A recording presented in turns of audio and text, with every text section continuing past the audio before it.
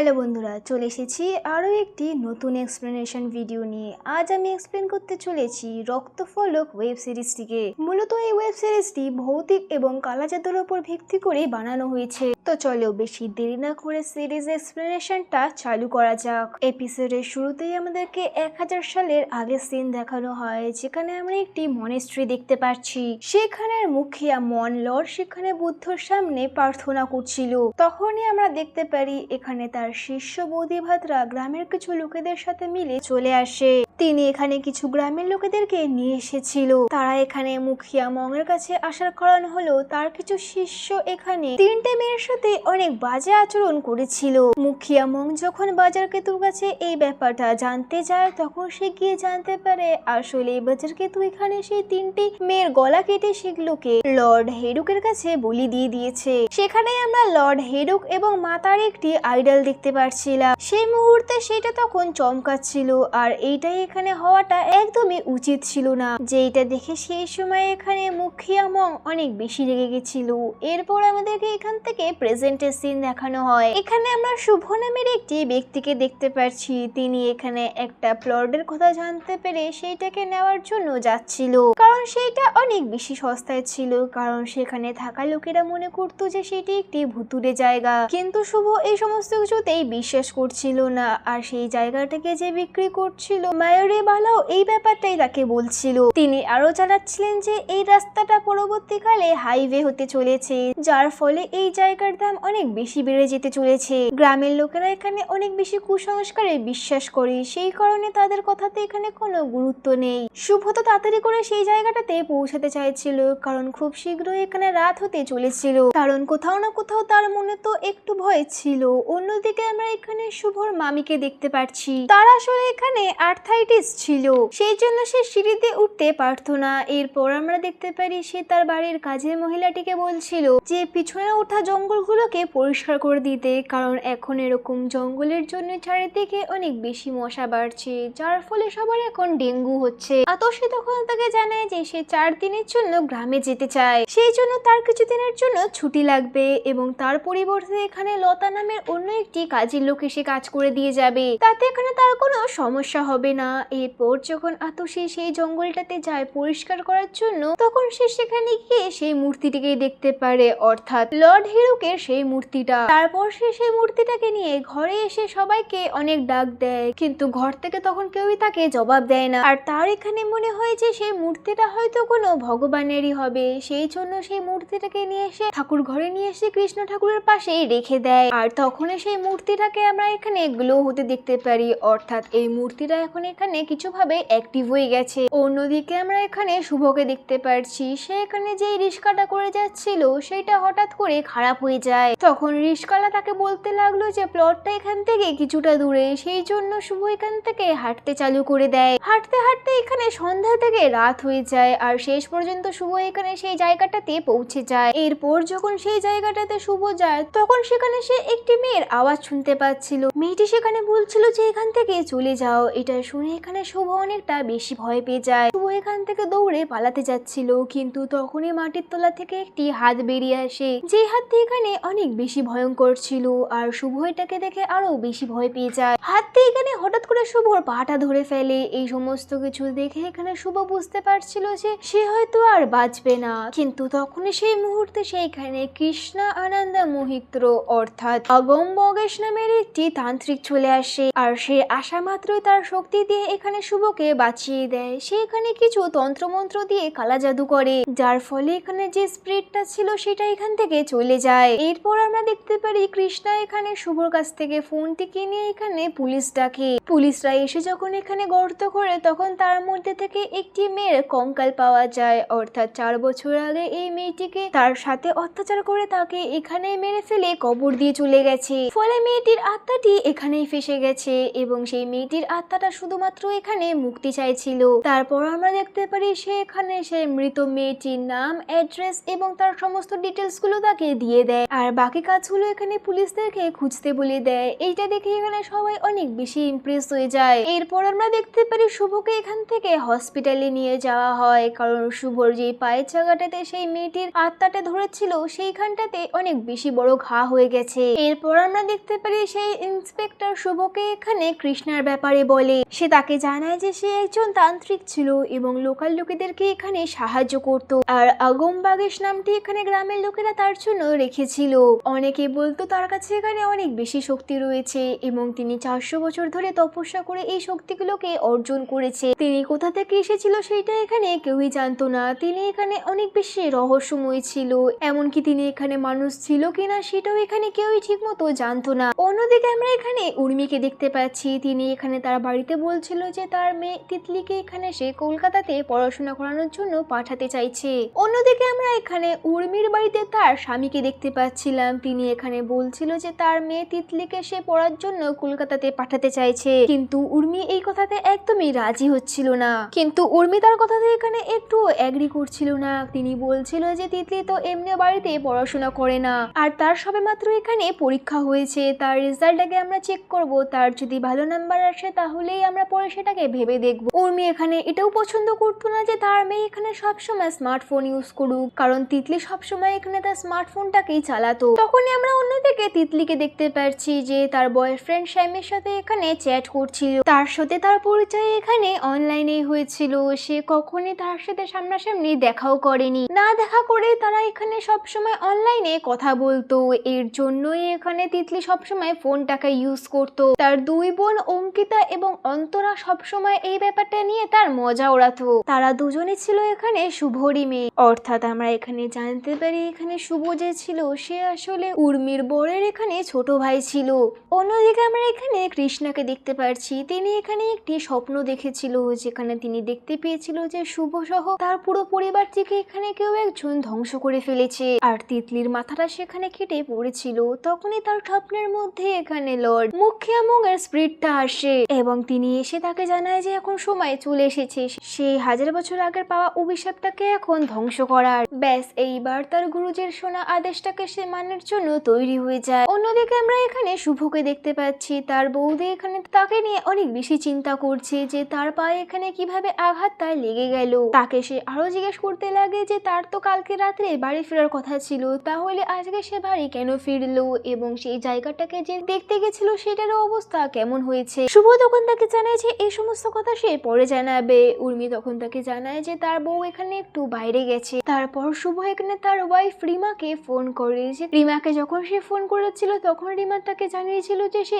Cab পাচ্ছে না, সেই কারণে সে এখন বাড়িতে হেঁটেই আসছে, আর সে বাড়ির অনেকটা কাছে চলে এসেছে, সেই কারণে সে ফোনটিকে এখানে রেখে দেয়। তখনই আমরা দেখতে পারি এখানে রিমা একটি মেয়ের ছায়া দেখতে পাচ্ছে। অন্যদিকে আমরা এখানে শুভকে দেখতে পাচ্ছি, যার বাড়িতে এখানে কৃষ্ণা চলে এসেছে। তিনি আসা মাত্রই শুভকে এখানে জানাচ্ছিল যে তার উপর এখন খুব বড় একটি বিপদ ঘনিয়ে আসছে।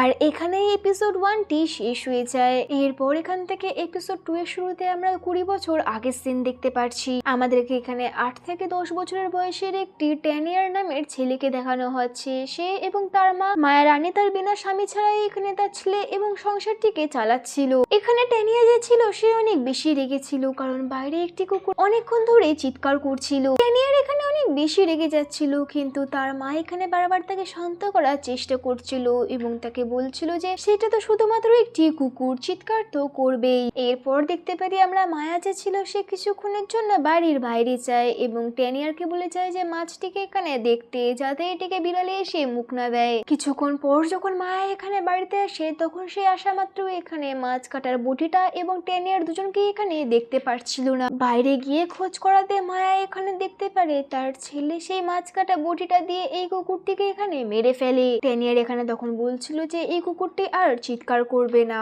অর্থাৎ ট্যানিয়ার যে ছিল সে ছোট থেকে একটু অদ্ভুত আচরণের ছেলে ছিল। এরপর এখান থেকে আমাদেরকে প্রেজেন্টের সিন দেখানো হয়, যেখানে আমরা দেখতে পাচ্ছি কৃষ্ণা এখানে শুভকে জানাচ্ছিল যে তোমাদের পরিবারে অনেক বড় বিপদ আসতে চলেছে। কৃষ্ণা তখন এখানে তাদেরকে আরো জিজ্ঞাসা করে যে তাদের পুরো পরিবারটা এখানে বাড়িতে আছে কিনা, কিন্তু শুভ তখন তাকে জানায় যে তার স্ত্রী এখানে বাজার করতে বাইরে গেছিল আর সে এখনো বাড়িতে ফেরেনি। এরপর রুমের ভিতর থেকে এখানে তিতলি বেরিয়ে আসে। কৃষ্ণ যখন এখানে তিতলিকে দেখে তখন সে এখানে অনেকটাই বেশি ঘাবড়ে যায়, কারণ সে আগে থেকে জানতো যে সে যদি এখানে কিছু না করে তাহলে এই অবলা মেয়েটি এখানে মারা যাবে। অন্যদিকে আমরা এখানে রিমাকে দেখতে পাচ্ছি, যে এখানে অনেকক্ষণ ধরে একটি মেয়ের ছায়াটিকে দেখতে পাচ্ছে। রিমা যখন বুঝতে পারে যে এখানে কোনো মেয়ে দাঁড়িয়ে নেই তখন সেখানে অনেক বেশি ভয় পেয়ে যায়, কিন্তু ঠিক সময় সেখানে শুভ এবং কৃষ্ণা চলে আসে এবং রিমাকে এখানে বাঁচিয়ে নেয়। এরপর কৃষ্ণা যখন এখানে পবিত্র ছাইগুলোকে সেখানে ফেলে তখন সে জানতে পারে যে এখানে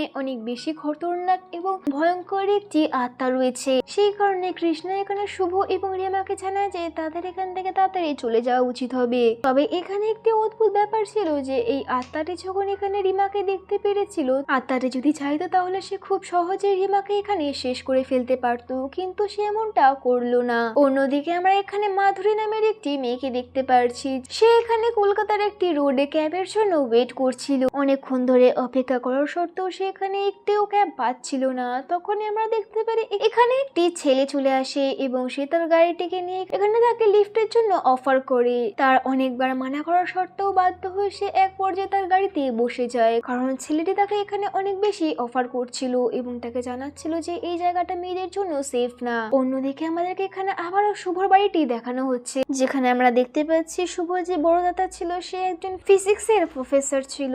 সেই জন্য সে এখানে কৃষ্ণার কথাগুলোতে একদমই বিশ্বাস করছিল না। সে আরো বলছিল যে রিমার এখানে হ্যালুসিনেশন হচ্ছিল এবং কৃষ্ণা চেয়েছিল সে একজন ফ্রড ছিল, তার এখানে পয়সার প্রয়োজন ছিল, সেই জন্য তিনি এরকম মিথ্যা কথাগুলোকে বলছিল। কিন্তু কৃষ্ণা চেয়েছিল সে এখানে শুভকে তার কন্ট্যাক্ট নাম্বার দিয়ে দেয় এবং তাকে বলে যায় যে আমাকে ফোন করতে কখনো ভয় পেও না, আমাকে যখনই তোমার প্রয়োজন হবে তখনই তুমি শুধু একটি ফোন করে দিও। এইটা শুনে শুভ এখানে তাকে অনেক বেশি ধন্যবাদ জানাচ্ছিল এবং তাকে আরো জানাচ্ছিল যে তার দাদার বলা কথাগুলোকে এখানে খারাপ না মানুক। কিন্তু কৃষ্ণা তখন তাকে জানায় যে মানুষের বলা কথাগুলোকে গায়ে লাগানো সে অনেক আগেই ছেড়ে দিয়েছে, অর্থাৎ তিনি এখানে এই সমস্ত কিছুর থেকে অনেক বেশি আগিয়ে এসেছে। এরপর রাত্রিবেলা আমরা এখানে তিতলিকে দেখতে পারছি যে এখানে স্যামিকে মেসেজ করছিল, কিন্তু স্যামি তার মেসেজের রিপ্লাই গুলো এখানে দিচ্ছিল না, কারণ মাধুরী নামের যে মেয়েটিকে এখানে যে ছেলেটি লিফট দিয়েছিল সেই আসলে স্যামি ছিল আর তাকে দেখে একদমই এখানে ভালো ছেলে মনে হচ্ছিল না। এরপর আমরা রাতের সিন দেখতে পাচ্ছি যেখানে অঙ্কিতা যখন বাথরুমে যাচ্ছিল তখন সেই বাথরুমের মধ্যে সে একটি আত্মার অনুভব করতে পারছিল। তারপর যখন সে বাথরুম থেকে এখানে বাইরে বেরায় তখন সে এখানে অনেক বেশি ভয় পেয়েছিল। তার বাকি বোনরা এখানে তাকে বারবার জিজ্ঞাসা করছিল কি হয়েছে, কিন্তু সে এখানে অনেক বেশি ভয় এবং আতঙ্কে ছিল। অন্যদিকে আমরা এখানে স্যামিকে দেখতে পাচ্ছি যে এখানে সেই মেয়েটিকে একটি ফাঁকা গলির মধ্যে নিয়ে যাচ্ছিল। এটা দেখে যখন মেয়েটি পুলিশকে ফোন করতে যাচ্ছিল তখনই এখানে স্যামি তার মাথার দিকে ড্যাশবোর্ডের মধ্যে ঠুকে তাকে সেখানে অজ্ঞান করিয়ে দেয়, আর তখনই সে এখানে তিতলিকে মেসেজে রিপ্লাই দিচ্ছিল। অন্যদিকে আমরা এখানে কৃষ্ণাকে দেখতে পাচ্ছি, তিনি তার ভিশনের সাহায্যে এখানে দেখতে পাচ্ছিল যে 1000 বছর আগে এখানে কিভাবে বাজার কেতু এবং তার বাকি সাথীরা কিভাবে মিলে সেই 3টি মেয়েগুলোকে এখানে অপহরণ করে নিয়ে এসেছিল, অর্থাৎ সেই সময় গ্রামের লোকেরা ঠিকই বলেছিল। এরপর আমরা এখানে প্রেজেন্টের টাইম দেখতে পাচ্ছি যেখানে স্যামি তিতলিকে ফোন করে তার বাজে ছবিগুলো চাইছিল, কিন্তু তিতলি তখন তাকে বারবার এখানে মানা করছিল। তখনই আমরা দেখতে পাচ্ছি এখানে তিতলির মা উর্মি চলে আসে এবং তিনি যখন এখানে আসে তিনি এসে তাকে জানিয়ে দেয় যে তার বাবা তাকে এখানে কলকাতায় যাওয়ার জন্য পাঠানোর কথা ভাবছে, কিন্তু সে তাকে কখনো এখানে কলকাতাতে পাঠাবে না, কারণ সে সবসময় এখানে ছেলেদের সাথে ফোনে কথা বলতো। এটা শুনে তো তিতলি এখানে অনেক বেশি রেগে যায়, কারণ তার এখানে কলকাতা যাওয়ার অনেক বেশি ইচ্ছা ছিল, অর্থাৎ স্যামের সাথে দেখা করার জন্য এবং এর সাথে সাথে পড়াশোনাটাও করার জন্য। এটা বলে সে তাড়াতাড়ি করে বাথরুমে এসে নিজেকে লক করে দেয় এবং এখানে কান্না করতে চালু করে দেয়। তখন তার এখানে কিছু মনে হয়, এরপর দেখতে পারে সে হঠাৎ করে তার এখানে ছবি তোলা চালু করে দেয় এবং সেই ফটোগুলো তুলে এখানে সে স্যামিকে পাঠিয়ে দেয়, কারণ তার মনে হচ্ছিল যে স্যামি তাকে এখানে অনেক বেশি ভালোবাসে আর মা বাবা তার এখানে শত্রু ছিল। এখন তিতলির অল্প বয়স থাকার কারণে তার এই সমস্ত কিছু মনে হচ্ছিল। এরপর অন্যদিকে আমাদেরকে আবারও স্যামিকে দেখানো হচ্ছিল, যাকে আমরা দেখতে পাচ্ছি একটি মাংসর দোকানের বাইরে দাঁড়িয়েছিল। মাংসগুলোকে যখন এখানে কাটা হচ্ছিল তখন সে এখানে পাস্টের কিছু ভিশন দেখতে পাচ্ছিল। তখনই আমরা দেখতে পারি তার হাতের মধ্যে এখানে কিছু লাল লাল ছাপ দেখা যাচ্ছিল এবং হঠাৎ করে তার মধ্যে তার এখানে অনেক বেশি ইচিং হচ্ছিল এবং তার এখানে অনেক বেশি অদ্ভুত ফিল হচ্ছিল। এরপর স্যামি এখান থেকে তার আড্ডা মারার জায়গাতে আসে, যেখানে আমরা দুটো ছেলেকে আরো দেখতে পাচ্ছি। তারা এখানে স্যামেরই বন্ধু ছিল এবং তারাও এখানে একসাথেই কাজ করতো। এখানে আমরা আরো জানতে পারি যে আসলে এরা 3 জন মিলে এখানে মেয়েদেরকে কিডন্যাপ করতো এবং তাদের শুধু এখানে টর্চার করতো। তারা এখানে মেয়েদেরকে বোনাস বলে ডাকতো, তারা পয়সার জন্য এখানে মেয়েদেরকে বাইরে বিক্রি করে দিত। এই সমস্ত কিছুর জন্য এখানে স্যামি এত বড় লোক ভাবে বাঁচতে পারতো আর তার বন্ধুরা এখানে এখানে সেই মেয়েগুলোর সাথে অনেক বাজে ব্যবহার করতো। এরপর আমরা দেখতে পারি এখানে স্যামি তিতলির পাঠানো সেই ছবিগুলোকে দেখে, এগুলোকে দেখে সে বলে যে আমাদের আরো একটি বোনাস খুব শীঘ্রই আসতে চলেছে, এই বোনাসটি অনেক বেশি ভালো হতে চলেছে আর এই বোনাসটিকে আমরা পরের বছরে বোনাস হিসেবেও ধরতে পারি। অর্থাৎ স্যামির এখানে প্ল্যান ছিল যে সে তিতলিকেও এখানে বিক্রি করে দিতে চলেছে। আর এর সাথে সেকেন্ড এপিসোডটি এখানেও শেষ হয়ে যায়। তৃতীয় এপিসোডের শুরুতে আমরা একটি বস্তি দেখতে পারছি যেখানে একটি মহিলা স্নান করার জন্য একটি ছোট বাথরুমের মতো জায়গাতে প্রবেশ করছিল। তখন বাইরে থেকে কেউ একটা তাকে লুকিয়ে লুকিয়ে দেখছিল এবং তার এখানে ভিডিও রেকর্ড করছিল। তখনই এখানে মহিলাটি চিৎকার করে ওঠে। মহিলাটির চিৎকার শোনা মাত্রই এখানে তার হাজবেন্ড এবং তার এলাকার লোকেরা এখানে সেই ছেলেটিকে ফলো করতে চালু করে দেয়। আর এই ছেলেটি হলো সেই বড় হয়ে যাওয়ার 10 ইয়ার, অর্থাৎ সে এতটা পর্যায় পর্যন্ত এখানে বিগড়ে গেছে। পরবর্তীকালে প্রেজেন্টে সে কি করছে সেটা তো আমরা জানতেই পেরে গেছি। এরপর আমরা দেখতে পারি এই লোকটি এখানে 10 ইয়ারকেই মারছিল, কিন্তু উল্টে এখানে 10 ইয়ার সেই লোকটিকে অনেক বেশি মারে এবং সেখান থেকে বেঁচে পালিয়ে যায়। এখানে তারা জানতে পারে যে 10 ইয়ার যে ছিল সে এখানে পয়সার বিনিময়ে মহিলাদেরকে স্নান করার ভিডিও তুলে সেগুলোকে বিক্রি করত, অর্থাৎ ছোট থেকে তার মধ্যে এখানে একটি রাক্ষস লুকিয়েছিল। এরপর আমরা এখানে উর্মিকে দেখতে পাচ্ছি যে তার কাজের মহিলাটিকে বলছিল উপরের ঘরে গিয়ে পুজো দিয়ে দেওয়ার জন্য, কারণ তার এখানে সিঁড়ি থেকে উঠতে প্রবলেম হতো। সেই কারণে তার বাড়ির কাজের মহিলা লতাকে বলছিল যে উপরের ঘরে গিয়ে পুজো দিয়ে আসতে। লতা এখানে 3 তলার ঘরে গিয়ে সেখানে পুজো দেওয়া চালু করে দেয়। সে লর্ড হেরকের মূর্তিটিকেও এখানে দেখতে পারে এবং তাকেও এখানে পুজো করতে চালু করে, যার মধ্যে একটি মায়েরও মূর্তি ছিল। তখন আমরা দেখতে পারি সে তাকে এখানে একটি জবা ফুলও দিয়ে দেয়। এইখানটাতে ফুল দেওয়ার জন্য এই এফেক্টটা এখানে সেকেন্ড ফ্লোরে হয়। এখানে যে একটি ল্যাম্প চলছিল সেটি এখানে অটোমেটিকলি বন্ধ হয়ে যায়, অর্থাৎ কার্স এখানে কোথাও না কোথাও অ্যাক্টিভ হয়ে গেছিল। অন্যদিকে আমরা এখানে উর্মিকে দেখতে পাচ্ছি তিনি এখানে একতলার ঘর থেকে কারোর একজনের কান্নার শব্দ শুনতে পাচ্ছিল। সেই কারণে সে কোনো মতে এখানে কষ্ট করে একতলার ঘরে যায়। সেখানে গিয়ে তিনি দেখতে পারে এখানে তিতলি যে ছিল সেই পিছন ঘুরে এখানে কান্না করছিল।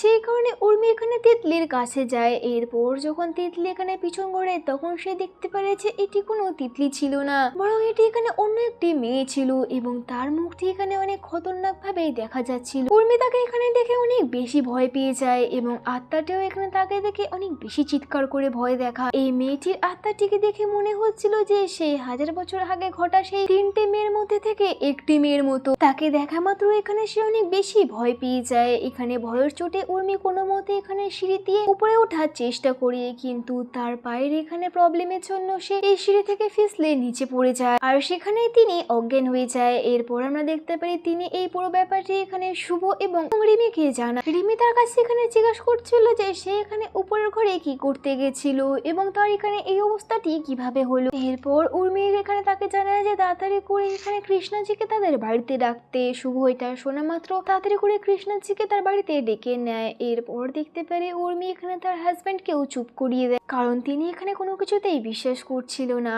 এরপর আমরা দেখতে পারি উর্মি এখানে কৃষ্ণাজিকে জিজ্ঞাসা করছিল যে তাদের পরিবারের সাথে এখানে হচ্ছেটা কি, বাড়ির ভিতরে এতগুলো ভৌতিক কাহিনীগুলো কিভাবে ঘটছিল। তখন এখানে কৃষ্ণাজি তাকে জানায় যে তাদের পরিবারের উপর 3টে মেয়ের আত্মা লেগে পড়েছে। তারা এমনটা করছিল কারণ তাদের বাড়িতেই তারা এখানে সে আগেকার শ্রাপিতাটাকে নিমন্ত্রণ করে নিয়েছে। সেই অভিশাপটি এখানে একটি পুরনো আর্টের উপরে লেগে রয়েছে আর সেটিকেই হয়তো তারা তাদের বাড়িতে ডেকে নিয়ে এসেছে। কিন্তু পরিবারের সমস্ত লোকেরা তখন তাকে জানায় যে তারা তাদের বাড়িতে এরকম অদ্ভুত কোনো জিনিসই আনেনি। তারপর আমরা দেখতে পারি কৃষ্ণা এখানে 3টে মেয়েকে জিজ্ঞাসা করে তারা এখানে কি দেখেছিল। তখন একটি মেয়ে তখন জানায় যে সে বাথরুমে যখন গেছিল তখন এখানে একটি মহিলার গলা কাটা অবস্থা দেখতে পেয়েছিল। তারপর দেখতে পারি এখানে আমরা উর্মি কৃষ্ণাজিকে তাদের বাড়িতেই থাকতে বলে, যতদিন না এই সমস্ত কিছু ঠিক হচ্ছে ততদিন তুমি এখানেই থেকো। এরপর এখান থেকে আমাদেরকে রাত্রে সিন দেখানো হয় যেখানে আমরা তিতলিকে দেখতে পাচ্ছি যে এখানে স্যামিকে ফোন করছিল, যার কারণে সে তাড়াতাড়ি করে তাদের ছাদে চলে যায়। এখানে আমরা দেখতে পাচ্ছি স্যামি যে ছিল সে তিতলিকে বলছিল কলকাতাতে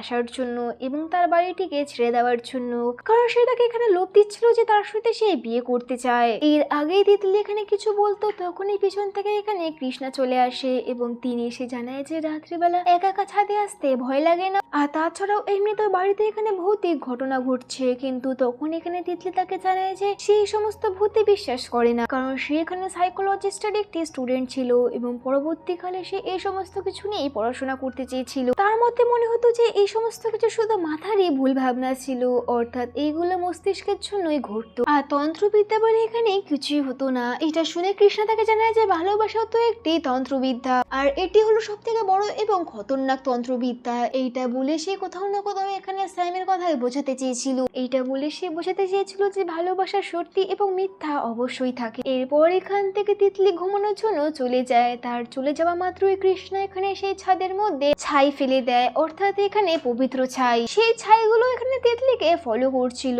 অর্থাৎ তিতলি এখানে অনেক বড় বিপদে রয়েছে। এরপর আমরা দেখতে পারি এখানে তিতলি তার রুমে গিয়ে তার ব্যাগটিকে এখানে প্যাকিং করতে চালু করে দেয়, যার ফলে এখানে তিতলির বোনগুলো এখানে ঘুম থেকে জেগে যায়। তারা দেখা মাত্রই এখানে তিতলিকে আটকানোর চেষ্টা করে, কিন্তু তিতলি এখানে তাদের কথাতে একদমই রাজি হচ্ছিল না। তাকে বলছিল যে স্যামি খুবই ভালো ছেলে এবং সে খুব ভালো একটি জবও করে আর তার নিজস্ব একটি বাড়িও রয়েছে, তবে সে এখানে অনাথ ছিল এবং সে বাড়িতে একাই থাকতো। এছাড়াও সে তার থেকে বয়সে বড় ছিল, সেই কারণে তার মা বাবা কখনো এখানে এটিকে একসেপ্ট করবে না, সেই জন্যই তাকে এখান থেকে পালাতে হবে। কিন্তু তার দুই বোন অন্তরা এবং অঙ্কিতা তাকে জানায় যে এক তো তাদেরকে তার সাথে এখানে নিয়ে যেতে হবে, আর নয়তো সে এখান থেকে পালিয়ে যাচ্ছে এই ব্যাপারটা সে বাড়িতে সবাইকে জানিয়ে দেবে। তারা দুজনেও আসলে এখানে এই ভুতুরে বাড়িতে আর থাকতেই চাইছিল। এরপর যখন পরের দিন সকালবেলা রিমা এখানে ঘরের মধ্যে বাচ্চাদেরকে দেখতে যায়, তখন সে গিয়ে দেখতে পারে যে এই ঘরের মধ্যে তিনজনে এখানে ছিল না, যেটা দেখে সে এখানে অনেক বেশি ভয় পেয়ে যায়। অন্যদিকে আমরা এখানে লতাকে দেখতে পাচ্ছি যে এখানে সেই মূর্তিটিকে আবারও পুজো করছে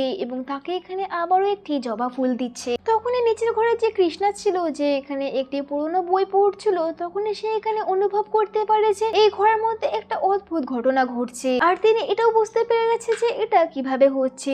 যে মূর্তিটার সাথে এই অভিশাপটি লেগে রয়েছে সেটি আসলে ঠাকুর ঘরে রাখা রয়েছে। এরপর তিনি তাড়াতাড়ি করে এখানে উর্মির কাছে যায় এবং পুজোর ঘরের কথা জিজ্ঞাসা করে। এরপর ঠাকুর ঘরের থেকে সে তাড়াতাড়ি করে দৌড়ে চলে যায়। অন্যদিকে রিমা এখানে উর্মিকে এসে জানায় যে তিনজন বাচ্চাই এখানে বাড়িতে নেই। উর্মি যখন এখানে তিতলিকে ফোন করে তখন তিতলির ফোনটিও এখানে সুইচ অফ ছিল। এরপর কৃষ্ণাকে দেখতে পারি তিনি যখন এখানে পুজোর ঘরে যায় তখন তিনি এখানে লর্ড আইডলের সেই মূর্তিটিকে দেখতে পারে, যেটি এখানে চমকাচ্ছিল। তিনি বুঝতে পেরে গেছিল যে এটি এখানে সব থেকে বড় বিপদ ছিল, সেই কারণে তিনি সেখান থেকে সেটি উঠিয়ে নেয়। তিনি মনে মনে বলছিল যে তিনি এখানে অনেক বেশি দেরি করে ফেলেছেন এবং তিনি আরো জানাচ্ছিল যে তার চোখের সামনে এখানে এই মূর্তিটি ছিল, তবুও সে এটিকে একবারও খুঁজে বের করতে পারেনি। আর এর সাথে সাথে এই সিরিজটির দ্বিতীয় এপিসোডটি এখানেই শেষ হয়ে যায়। সিরিজ এক্সপ্লেনেশনটা যদি ভালো লেগে থাকে তবে ভিডিওটিকে একটি লাইক এবং চ্যানেলটিকে সাবস্ক্রাইব করে নেবেন। দেখা হচ্ছে নেক্সট কোনো এক্সপ্লেনেশন ভিডিওতে। ততদিনের জন্য ভালো থাকুন, সুস্থ থাকুন।